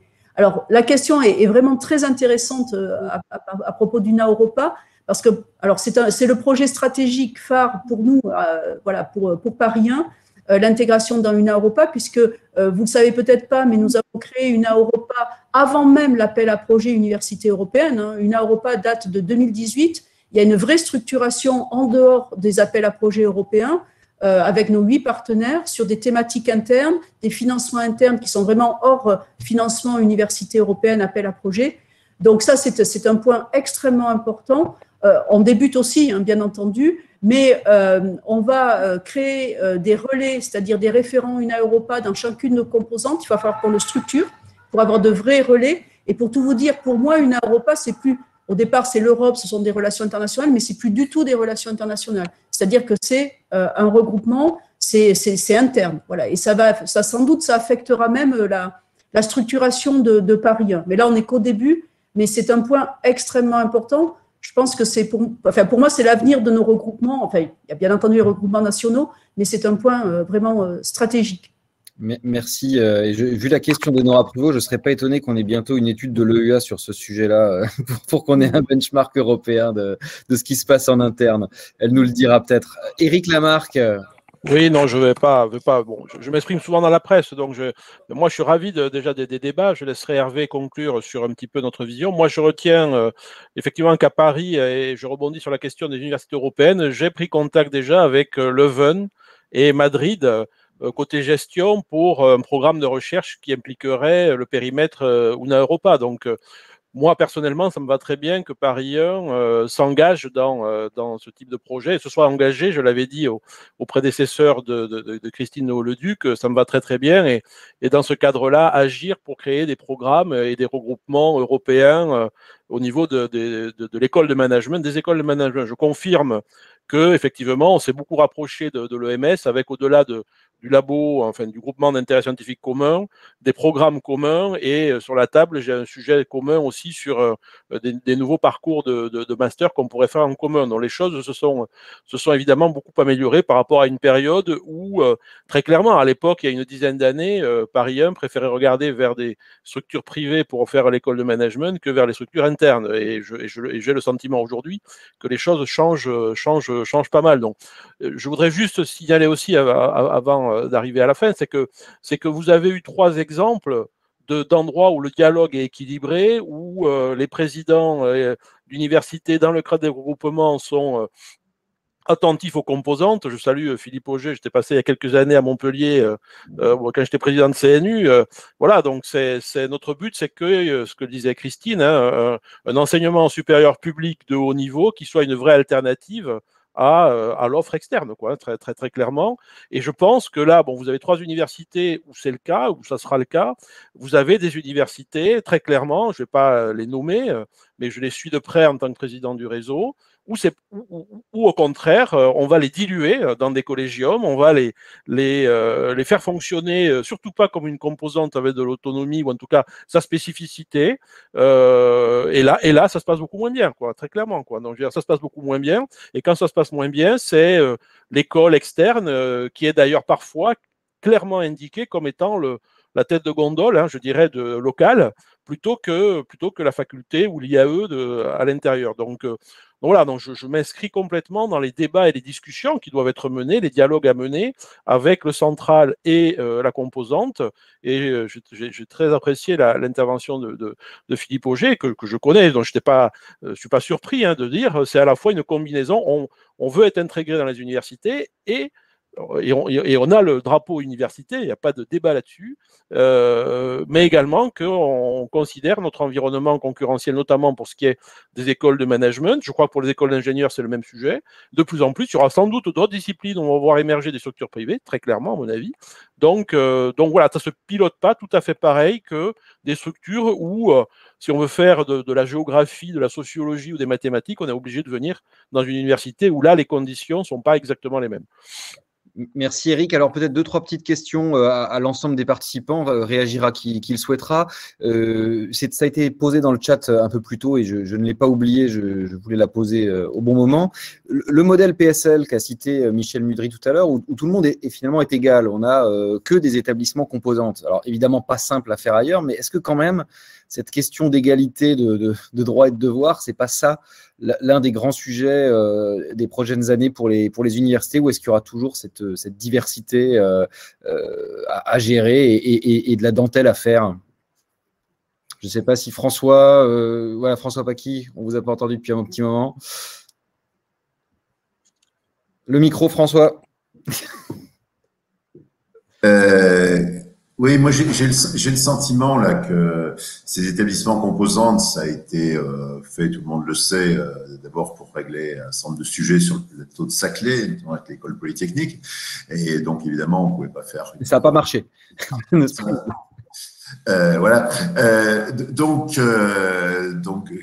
c'est vrai que moi je trouve que c'est quand même une bizarrerie, on va dire, d'avoir une PMJ intégrée à l'intérieur d'un établissement avec sa propre dotation. Donc si je prends l'exemple de Clermont, par exemple, Sigma, qui est à l'intérieur de l'INP, aura toujours sa dotation de l'État, et les 2 autres écoles d'ingénieurs vont avoir un dialogue via l'INP avec l'établissement expérimental, parce que c'est la dotation d'établissement expérimental qui va alimenter les 2 autres écoles d'ingénieurs. Donc c'est quand même des dispositifs qui, à mon sens, ont forcément un côté transitoire. C'était indispensable pour réussir à créer un INP à Clermont. Et puis Damien Talbot a bien dit que, et je le partage totalement, c'était vraiment très bien pour le site d'avoir un INP, mais effectivement, cette distinction entre composantes avec différents statuts, je pense que ça a vocation dans le futur à fonctionner autrement. D'ailleurs, si c'est expérimental ou à la fin de l'expérimentation, je pense qu'il n'y aura plus sans doute de PMJ à l'intérieur des... En tout cas, c'est mon point de vue. Je ne sais pas si quelqu'un d'autre veut réagir là-dessus. Michel Mudry, remettez bien votre micro, voilà. Oui, je réagis par principe. Enfin, je ne sais pas, les PM, c'est vrai que c'est la PMJ maintenue à une composante, c'est quelque chose qui est difficile à penser, en fait. Elle ne peut se penser que parce que finalement, tout ça, c'est des morceaux de l'État, c'est des morceaux comme je disais tout à l'heure, d'une institution nationale qui s'appelle l'université, finalement, ou le ministère de l'Enseignement supérieur. Parce que effectivement, je ne suis pas certain de la pérennité. Moi j'ai interprété tous ces établissements composantes plutôt comme des façons astucieuses, je vais dire, de rattacher. En fait, c'est un rattachement. Ça reste un rattachement au sens de l'article, je dirais, 37, je crois, qui sont donc des établissements comme l'IAE de Paris par rapport à Paris 1. Je suis pas sûr qu'il y ait une très grande différence. Parce que l'État, il maintient le contrat d'établissement à la composante, notamment. Donc, tant que c'est ça, forcément, et c'est astucieux, je dis, parce que ça a bien marché vis-à-vis du classement de Shanghai, c'est-à-dire que ces fusions, on a vu donc le bond de Saclay, dans Shanghai, pas forcément ailleurs, parce que ce n'est pas les mêmes critères. Mais là, Saclay, c'est monté, on est très content, un ou deux autres, parce que les promoteurs du classement de Shanghai ont accepté d'accepter tout ça comme un établissement, alors qu'ils refusaient cela aux communes. Donc on a vraiment quand même beaucoup ciblé cet usage vers Shanghai notamment. Je suis pas certain que voilà, je partage un peu l'analyse, ou autrement peut-être, mais l'analyse de François Paquis sur la pérennité de tout ça.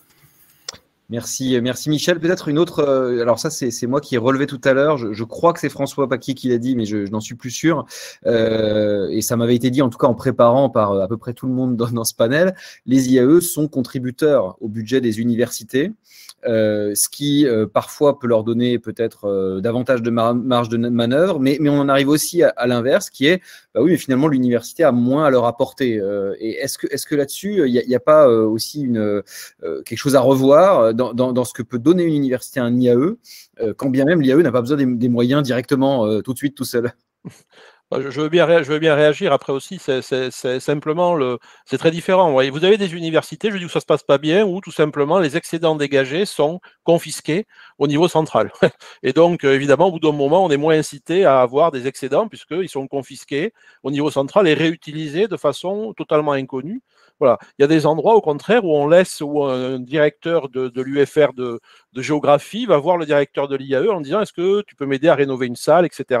Et souvent, ça se passe mieux parce que comme ça, il y a effectivement un échange qui est fait assez naturellement. Parfois, c'est organisé par l'université. Donc voilà, donc on a les trois situations. Et évidemment, vous comprenez celle où ça fonctionne bien entre le central et le local et celle où ça fonctionne moins bien. Et on a des universités qui décident de ne pas donner la moindre dotation parce qu'un IAE est en mesure de faire sa propre dotation, alors que d'autres disent non, c'est normal, il y a des étudiants, et donc c'est normal que vous ayez une dotation parce qu'il y a des étudiants et que chaque étudiant a droit. Voilà, il n'y a pas ceux qui peuvent se débrouiller et puis ceux qui ne peuvent pas se débrouiller, les pauvres. Quoi, donc. Alors, Philippe Auger, François Paquis, je crois que vous m'avez aussi fait signe. Très brièvement, la question des dotations versées une composante, il faut quand même être clair, c'est de l'argent sonnant et trébuchant, mais est-ce que vous pensez que c'est l'important dans la contribution du central au financement? L'important, c'est les postes. La dotation qu'on verse, c'est la cerise sur le gâteau. Anne me dira que la cerise n'est pas assez grosse. Non, mais peu importe. Je veux dire, donc, on ne peut pas dire que la composante, que le central ne donnerait. Et donc, il y a ce socle-là. Donc, il faut bien sûr que ce soit harmonieux entre l'IAE et le central, parce que s'il y a une difficulté une année qu'on reporte une campagne d'emploi, ça se discute avec le composante, donc ça impacte la composante. Après, les questions éventuellement de tuilage sur un support, de rehaussement d'un emploi, ça se fait intelligemment. Donc je pense qu'il peut pas, la question ne peut pas, des relations financières entre les composantes ne peut pas se résumer à la question de la dotation. C'est voir juste le sujet par le petit bout de la lorgnette. En revanche, il y a quand même aussi quelque chose, c'est que si on veut que les composantes développent une politique de contribution aux ressources propres, une politique de ressources propres, je dis contribution, parce que les ressources propres sont agrégées dans le budget établissement. Il faut quand même donner une garantie sur l'utilisation de ces ressources propres pour la contribution aux missions de service public. Donc, que l'IAE dispose d'une partie importante de ses ressources propres pour investir soit pour améliorer du matériel pédagogique, soit investir, je sais pas moi, pour développer, pour se financer telle ou telle action de certification. Si le central, mais c'est pareil, pas pour l'IAE, pour toutes les composantes, un central qui est là, il dit sur vos ressources propres, à la limite, je vous prélève 10%, parce qu'il y a des fonctionnaires qui travaillent pour participer aux ressources propres. Ça me semble être logique, c'est accepté. Bon, je ne sais pas quel est le pourcentage. Mais si on leur dit faites des ressources propres et tout remonte donc au central pour être réparti, c'est pas comme ça qu'on fera de l'incitatif. Alors, François Paquet, vous avez la parole, et ensuite, Hervé Penon, on vient à vous. Comme ça, vous pourrez à la fois réagir et nous amener à conclure. Non, mais c'est moi effectivement, c'est qui dans la discussion avait dit que l'IAE était plutôt contributeur au budget général, mais évidemment c'était sur la partie subvention d'équilibre. Hein. Il y a à côté évidemment la masse salariale, une série de sujets qui font que si on raisonne avec la masse salariale, c'est forcément différent. Donc c'est ce que merci. Voilà, c'est ce qui a été dit. Merci d'avoir reprécisé les choses.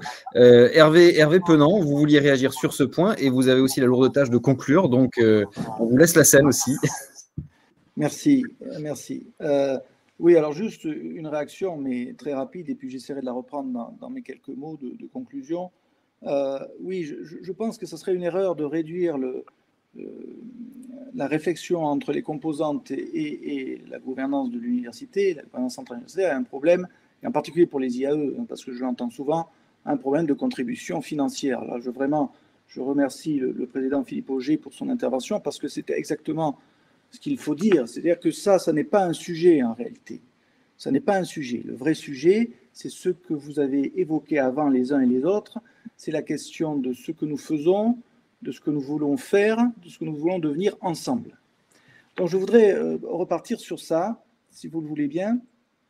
Donc la question de la centralisation de la subsidiarité, puisque c'est le thème de cette table ronde, c'est en fait la question de la gouvernance, donc la question de l'efficience, de l'efficacité. Mais comme ça a été très bien dit à la fois par la présidente Christine Noé-le-Duc et le président Philippe Auger, la véritable question qu'on doit se poser, c'est la capacité à répondre à une demande sociale, à répondre à nos parties prenantes, et plus important encore, parce que c'est ça qui est fondamental, notre capacité à mener un projet collectif partagé. C'est-à-dire que on peut vraiment considérer que ce qui est important quand on se pose ces questions, et là aussi ça a été dit, et donc je suis très heureux de pouvoir insister là-dessus, ce n'est pas tellement effectivement les structures ou les outils, bien sûr. Ce qui est plus important, c'est le cœur du sujet, c'est la création de valeur au sens large, c'est-à-dire qu'est-ce qu'une université et donc ses composantes. Ce sont des institutions qui créent de la valeur scientifique et pédagogique. Donc la vraie question, c'est ça. Vous voyez, on est assez loin de la contribution financière, le fait de déléguer un certain nombre de décisions. La première chose qu'il faut comprendre, me semble-t-il, c'est comment pouvons-nous, de la manière la plus efficiente et la plus efficace, créer de la valeur scientifique et de la valeur pédagogique. Et là, c'est vrai que, vraiment, nous sommes dans des temps difficiles, mais lorsqu'on participe à une table ronde avec les participants qui sont là, je trouve que ça donne une lueur d'espoir. Alors, j'ai bien compris qu'il y a peut-être un biais, puisque ceux qui ont participé à cette table ronde sont plutôt favorables à, je dirais, un mode de fonctionnement vertueux, constructif, positif, peut-être même enthousiaste entre le niveau central et les composantes. Donc, il y a probablement un biais de panel, disons. Ça aurait été bien d'avoir peut-être un président qui a un autre discours. Bon. Mais admettons que ce panel représente une tendance forte et raisonnable de ce vers quoi nous devons aller. Je crois qu'on ne peut que se réjouir. C'est-à-dire que pour qu'on crée de la valeur, il faut effectivement laisser de l'autonomie à ceux qui font. C'est-à-dire qu'effectivement, qui crée la valeur scientifique, ce sont les enseignants-chercheurs et les chercheurs. Et donc, il faut qu'ils aient l'impression que lorsqu'ils ont des initiatives en matière de projets de recherche, dépôt de projets ANR, etc., je ne vais pas rentrer dans les détails, eh bien, ils sont soutenus, parce que vous savez, dans notre métier, c'est surtout le symbolique qui est très important. Hein. Donc, qu'ils se sentent soutenus, qu'ils se sentent reconnus, valorisés. Lorsqu'on parle de pédagogie, qui crée la valeur pédagogique aussi, ce sont les composantes qui sont au plus près des étudiants. Et ça a été rappelé, tout ça n'empêche pas qu'on ait une logique de marque, parce que les étudiants se vivent comme ça. Ils se vivent très proches de la composante qui a délivré ces enseignements, par exemple. Mais cette logique de marque doit être parfaitement articulée sur une marque ombrelle qui est celle de l'université. Et il me semble que les composantes doivent comprendre ça aussi. Il faut se rappeler ça. C'est-à-dire qu'il faut que les composantes comprennent que leur force, c'est d'être dans une université. Vous comprendrez que je suis un peu obligé de citer Toulouse, mais il faut bien dire que la réussite de l'Université de Toulouse, dans notre cas, c'est d'avoir compris ça. C'est-à-dire que nous avons un fonctionnement qui permet aux composantes de s'exprimer, d'être reconnues, mais notre force, je le dis toujours, à Toulouse School of Management, notre force, c'est d'être dans l'Université Toulouse-Capitole. Donc, si les deux acteurs comprennent bien ces enjeux-là, je pense qu'on peut faire de grandes choses. L'essentiel, c'est quand même cette capacité à mener un projet collectif. L'autre point, on pourrait dire beaucoup de choses parce que les débats ont été très riches, mais je voudrais juste rajouter une chose. Il faut respecter l'histoire, c'est-à-dire l'histoire de l'université et l'histoire des composantes. Il faut respecter les valeurs du service public, les partager et les porter haut. Et ça, encore une fois, le niveau de la présidence, c'est le niveau le plus visible et le plus global pour avoir cette action. Mais après, il faut la traduire, la déployer, la décliner dans nos actions au niveau des composantes. Donc, voilà ce que je voulais dire et finir peut-être sur l'aspect stratégique. Effectivement, encore une fois, vous voyez, ce n'est pas des questions de contribution budgétaire. C'est très important de comprendre qu'une stratégie d'université, me semble-t-il, se construit par discussion constructive avec les stratégies des composantes, parce qu'elles ont des stratégies, c'est normal, parce qu'elles sont très différentes. Vous comprenez bien que dans une composante qui s'occupe de gestion et une composante qui va s'occuper d'une autre discipline, ne serait-ce que le droit, les stratégies sont naturellement et nécessairement différentes. Mais il faut effectivement les construire en cohérence avec la stratégie de l'établissement et se sentir partie prenante de cette réflexion stratégique. Et dernier point, ce qui est peut-être un peu moins positif, c'est dommage de finir comme ça, mais la vraie question, effectivement, c'est qu'il y a un certain nombre d'arbitrages qui sont difficiles à tenir globalement, parce que avoir une stratégie, c'est donner des priorités. Donc, il est normal que chaque composante présente ses priorités. Il est normal aussi qu'un président d'université agence ses priorités et dise, sur un contrat, disons sur 5 ans, nous commencerons par ça, nous commencerons par ça, nous commencerons par ça, et que les dispositifs d'incitation qui sont mis au niveau de l'université sont en cohérence avec la stratégie. Bon, mais enfin, ce débat, pour finir, pour moi, me donne beaucoup d'espoir pour l'avenir de nos institutions et de notre université. Merci en tout cas de m'y avoir invité. Eh bien, merci Hervé Penant d'avoir synthétisé et délivré un message positif pour finir. Un grand merci à vous tous qui avez pris la parole, à vous tous qui étiez dans la salle virtuelle. C'était toujours aussi intéressant de discuter de ces sujets-là et avec un franc-parler qui nous a aidés aussi, qui a porté ce débat. Je me réjouis vraiment de ce partenariat avec IAE France renouvelé. Je vous ai partagé dans le chat la suite du programme parce que Sync Éducation en est à son 3e jour. On continue demain matin. Un petit peu plus tard, sur l'heure du déjeuner, on aura un échange avec la prix Nobel Esther Duflo et Alain Fuchs sur les évolutions du monde de la science au regard de la crise sanitaire. Et puis demain, on parlera notamment, je vous le signale, en conclusion de toute notre semaine, on aura 2 invités, l'une basée à Londres, à l'ambassade Minafam, et puis l'autre basée à l'université de Madison, dans le Wisconsin, un Français qui a eu des responsabilités dans cette université, Gilles Bousquet, qui nous partageront pour terminer cette semaine leur vue sur les grands enjeux internationaux et sur les différents thèmes traités cette semaine, dont la relation entre le centre et les composantes. On en parlera demain avec eux en guise de conclusion et de dessert pour cette semaine. Les contenus vidéo de cette table ronde seront disponibles en replay sur notre site Campus Matin, qui est le site ouvert de Newstank destiné au personnel de l'enseignement supérieur. Et les comptes rendus seront publiés par la rédaction de Newstank. Donc tout ça sera réécrit et représenté à nos lecteurs et aux différentes audiences. Merci à tous de votre fidélité et bonne journée, bonne continuation. Au revoir à Paris, Clermont. Merci Théo, merci à tous. Merci. Merci beaucoup. Merci. Merci.